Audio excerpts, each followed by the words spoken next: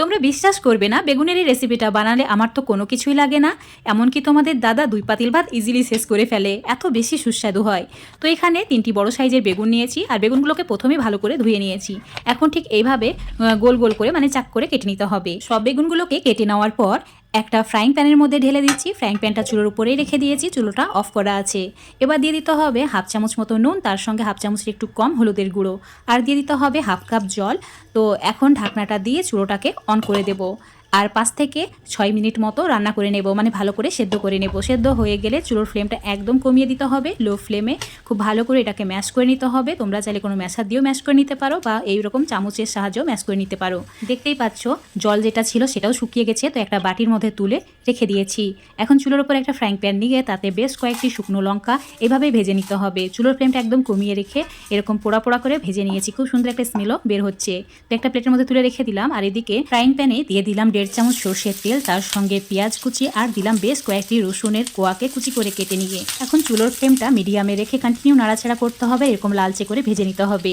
তারপর দিয়ে দিতে হবে 2টি কাঁচা লঙ্কা ছোট করে কেটে নিয়ে 1 মিনিট মতো আবারও ভেজে নেব লো ফ্লেমে। এবার এর মধ্যে দিয়ে দিতে হবে সেদ্ধ করে রাখা বেগুন। চুলোর ফ্লেমটা বাড়িয়ে দিয়ে কন্টিনিউ নাড়াচাড়া করতে হবে, 2 থেকে 3 মিনিট হাই ফ্লেমে রান্না করে নেব।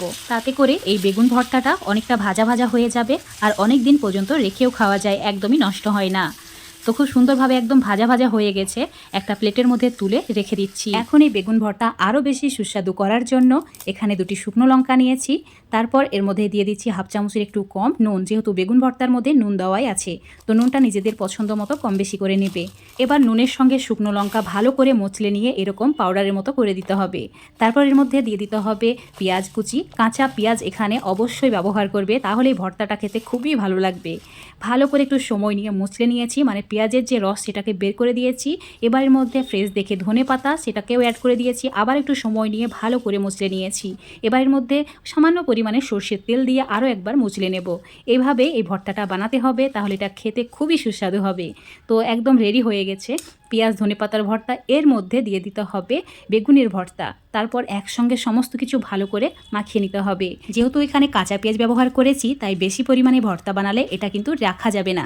তাই যখন মন চাইবে তখন অল্প পরিমাণে বেগুন ভর্তা দিয়ে কাঁচা পেঁয়াজ দিয়ে একদম মাখিয়ে নেবে, তাহলেই হলো গরম ভাত বলো, রুটি বলো, চিতই পিঠা বলো, সব কিছুর সঙ্গে একদম জমে যায়। আমার তো অনেক পছন্দ এই ভর্তাটা, আর তোমাদের দাদার তো কোনো কথাই নেই, এটা দেখলেই সে মহা খুশি হয়ে যায়। আজকের এই রেসিপিটা যদি তোমরা ফেসবুক পেজ থেকে দেখো, পেজটিকে ফলো করে নেবে, ইউটিউব থেকে দেখলে চ্যানেলটিকে সাবস্ক্রাইব করে রাখবে। আর হ্যাঁ, তোমরা আমার মতো কে কে বেগুন ভর্তা খেতে ভালোবাসো অবশ্যই কমেন্ট করে জানাবে।